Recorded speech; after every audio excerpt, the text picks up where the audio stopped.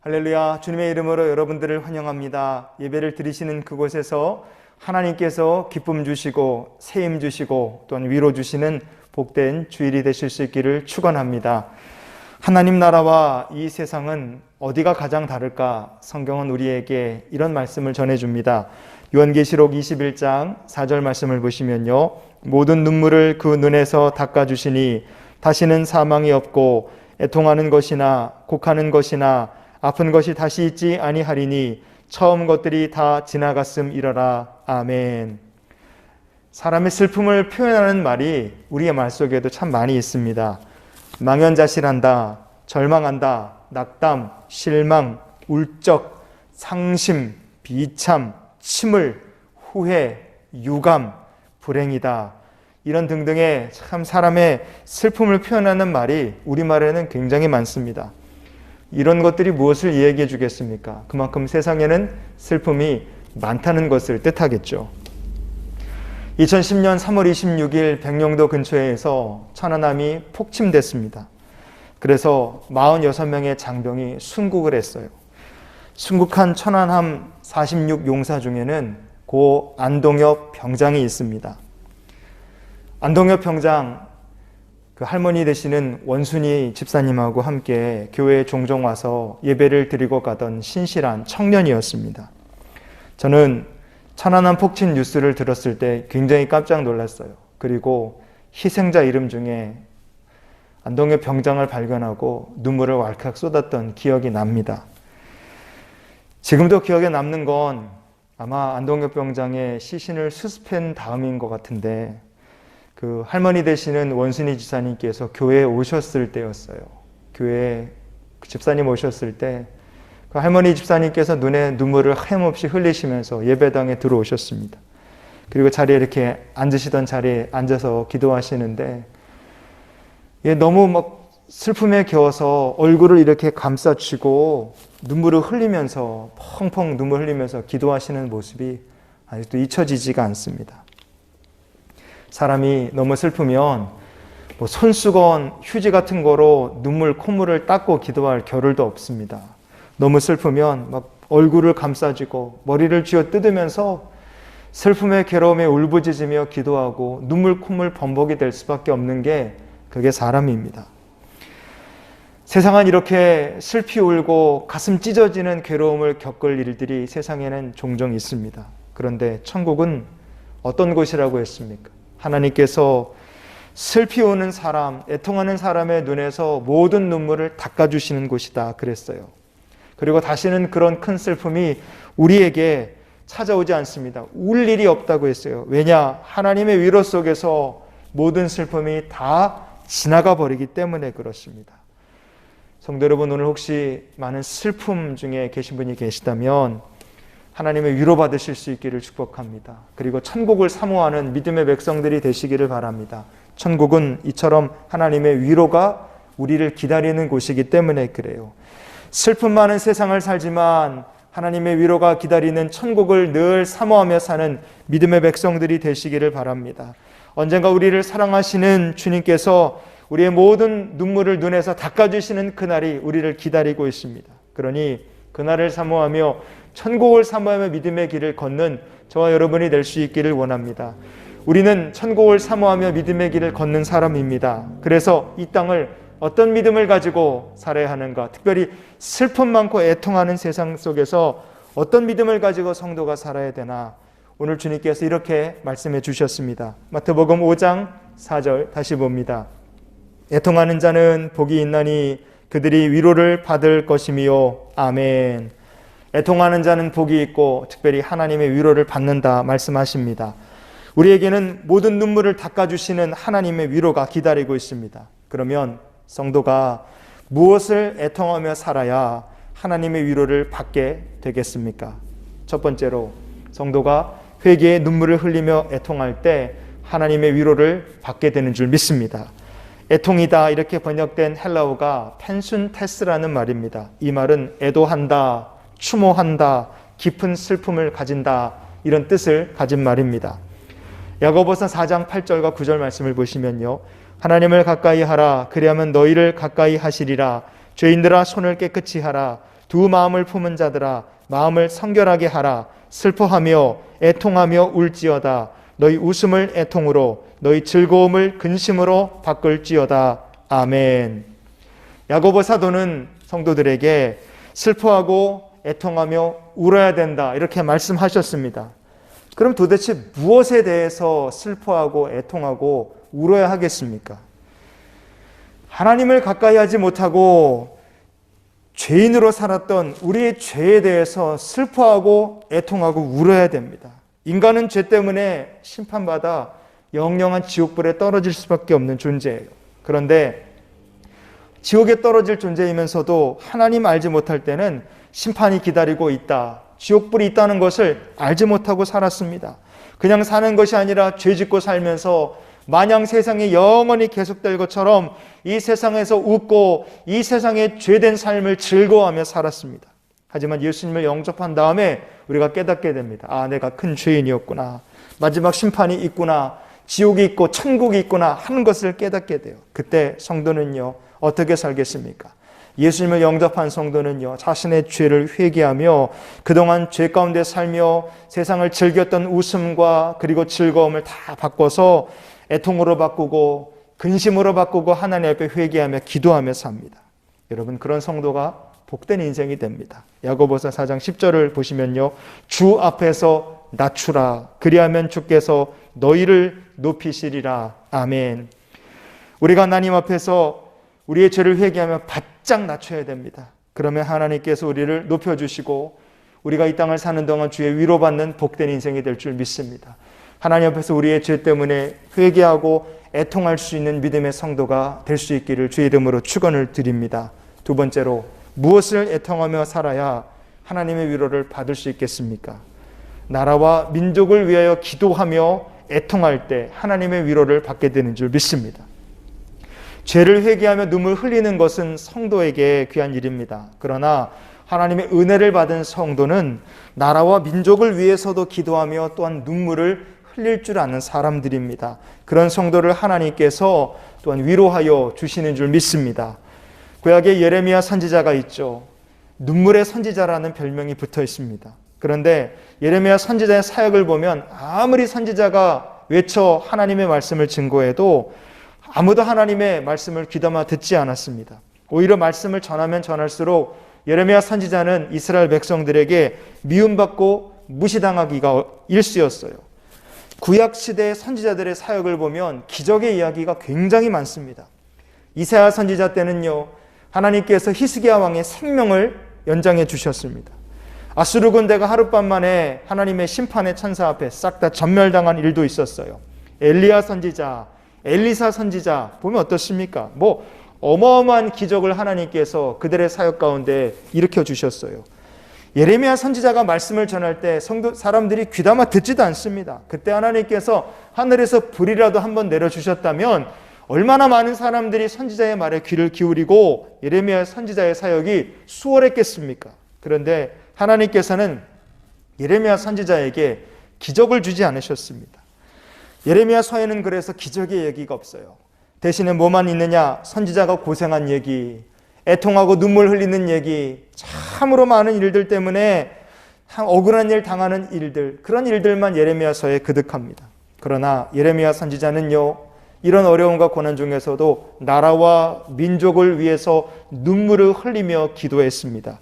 예레미야 9장 1절을 보시면요, 어찌하면 내 머리는 물이 되고 내 눈은 눈물 근원이 될고 죽임을 당한 딸 내 백성을 위하여 주야로 울리로다. 아멘. 내 백성을 위하여 주야로 울겠다. 이것이 하나님의 마음이고 선지자의 마음이었습니다. 하나님께서 절망의 시대에도 그 절망스러운 사역 가운데서도 나라와 민족을 위하여 기도하며 살았던 예레미야 선지자를 위로해 주셨고 그를 보호하여 주셨습니다. 성도 여러분, 우리는 코로나 전염병의 시대를 살고 있습니다. 이 시대는 교회가 손발이 꽁꽁 묶인 시대입니다. 그러나 이런 때일수록 성도가, 교회가 나라와 민족을 위하여 기도하고 애통하는 기도의 교회, 기도의 가정이 될 수 있기를 원합니다. 예레미야 선지자처럼 나라와 민족을 위하여 기도할 때 하나님께서 기도하는 교회, 기도하는 성도를 위로하여 주시고 보호하여 주시고 지켜주시는 놀라운 역사가 우리의 삶에 더해질 줄 믿습니다. 세 번째로, 무엇을 애통하며 살아야 하나님의 위로를 받게 되겠습니까? 자녀를 위하여 기도하며, 특별히 애통하며 기도할 때 하나님의 위로가 임하는 줄 믿습니다. 십자가에 못 박히신 예수님께서 슬피 우는 여인들에게 이렇게 말씀하셨습니다. 누가복음 23장 28절 말씀을 보시면요, 예수께서 돌이켜 그들을 향하여 이르시되 예루살렘의 딸들아, 나를 위하여 울지 말고 너희와 너희 자녀를 위하여 울라. 아멘. 주님께서는 너희와 너희 자녀를 위하여 울으라, 이렇게 말씀하셨습니다. 성도는요, 이 주님의 말씀처럼 자녀를 위하여 애통하며 하나님께 기도하는 사람이 되어야 될 줄 믿습니다. 애 낳았다 그래서 부모 역할이 끝나는 것이 아닙니다. 잘 먹이고 좋은 옷 입히고 공부 잘 시키는 것이 부모의 역할의 끝이 아닙니다. 믿음의 사람을 만들고 말씀의 자녀로 키우는 것이 부모가 잘해야 감당해야 될 부모의 역할입니다. 그래서 자녀를 위해서 계속 기도하는 것이 저와 여러분의 가장 큰 자녀를 향한 사명이고, 우리가 이 사명 잘 감당할 수 있기를 원합니다. 성 어거스틴의 고백록이라는 책이 있습니다. 그 고백록 3권 12장에 이런 내용이 있어요. 어거스틴의 어머니 모니카는 믿음의 사람입니다. 그런데 아들 어거스틴은 만이교에 빠졌고 세상 죄악에 허우적거리며 살고 있었어요. 그래서 어머니 모니카는 아들 어거스틴을 위해서 9년 동안 아들의 회심을 위해 하나님 앞에 기도했습니다. 아들을 위해 기도하는 것도 모자라서 이 어머니 모니카는 암브로시우스 감독을 찾아가서 끈질기게 아들을 설득해달라, 아들을 위해 기도해달라 그러면서 감독을 계속 찾아가는 거예요. 하도 끈질기게 찾아오니까 암브로시우스 감독이 이 모니카에게 이런 얘기를 했습니다. 자, 이제 돌아가시오. 염려할 것 없습니다. 이렇게 흘리는 눈물의 자식이 망할 리 없습니다. 암브로시우스의 이 얘기를 듣고 어거스틴의 어머니는 큰 위로를 받았습니다. 그리고 용기를 얻어서 계속해서 아들을 위해 기도했고, 하나님께서 결국 어거스틴을 위대한 믿음의 사람으로 만들어 주셨습니다. 위대한 어거스틴의 뒤에는 기도하는 위대한 어머니가 있었던 것입니다. 성도 여러분, 너희와 너희 자녀를 위하여 기도하라. 이 주님의 말씀처럼 가족과 특별히 자녀들을 위해서 애통하며 눈물로 기도하는 성도가 되실 수 있기를 바랍니다. 눈물의 자식이 망하지 않도록 하나님께서 여러분을 위로하시고 자녀들을 지켜주시는 복된 믿음의 간증자가 될 줄 믿습니다. 마지막으로, 무엇을 애통해하며 살아야 하나님의 위로를 받게 되겠습니까? 어려운 일이 있을 때 애통하며 기도하면 하나님께서 위로해 주시는 줄 믿습니다. 아기가 울면 부모가 달려갑니다. 성도도 똑같습니다. 어려운 일을 만나면 애통하며 기도하는 성도가 될 수 있기를 원합니다. 그러면 하나님께서 애통하며 눈물로 기도하는 그 성도의 눈물을 외면하지 않으십니다. 응답해 주시고 긍휼을 베풀어 주시는 줄 믿습니다. 성경에 아브라함 이야기가 있죠. 아브라함에게는 언약을 기다리지 못하고 낳은 이스마엘이라는 아들이 있었습니다. 그러나 이스마엘은 결국 어머니 하갈과 함께 아브라함의 집에서 쫓겨나게 됩니다. 쫓겨나는 하갈 입장에서 보면 얼마나 기가 막히겠어요. 물도 다 떨어지고 광야로 쫓겼는데 이제 죽을 일만 남았습니다. 그때 하갈이 하나님 앞에 이렇게 간구합니다. 창세기 21장 16절 17절 말씀을 보시면요, 이르되 아이가 죽는 것을 참아보지 못하겠다 하고 화살 한바탕 거리 떨어져 마주 앉아 바라보며 소리내어 우니 하나님이 그 어린아이의 소리를 들으셨으므로 하나님의 사자가 하늘에서부터 하갈을 불러 이르시되 하갈아 무슨 일이냐 두려워하지 말라 하나님이 저기 있는 아이의 소리를 들으셨나니 아멘. 소리내서 울었던 하갈에게 하나님께서 응답해 주셨습니다. 하나님의 위로가 하갈에게 임한 줄 믿습니다. 이사야서 38장 5절 말씀에 보면요, 너는 가서 히스기야에게 이르기를 내 조상 다윗의 하나님 여호와께서 이같이 말씀하시기를 내가 내 기도를 들었고 내 눈물을 보았노라 내가 내 수안에 15년을 더하고 아멘. 하나님께서 불치병에 걸려 죽을 수밖에 없었던 히스기야의 생명도 연장해 주셨습니다. 히스기야가 병고침을 받고 이 놀라운 기적을 누리게 된 그 축복의 비결은 눈물의 기도였습니다. 하갈은 몸종이고 히스기야는 이스라엘의 왕이었습니다. 두 사람의 신분의 차이는 하늘과 땅과 같이 그 차이가 너무 큽니다. 그런데 이 두 사람에게는 공통점이 있습니다. 하나님께서는 애통하며 기도하는 자를 긍휼히 여기십니다. 우리가 애통하며 기도하는 자가 되기를 원합니다. 그러면 어려운 일이 있을 때마다 애통하며 기도할 때마다 하나님의 긍휼이 임하고 주님께서 그 기도를 외면치 않으시고 응답받는 복된 믿음의 간증자가 될 줄 믿습니다. 우리가 어린이날 보냈는데요.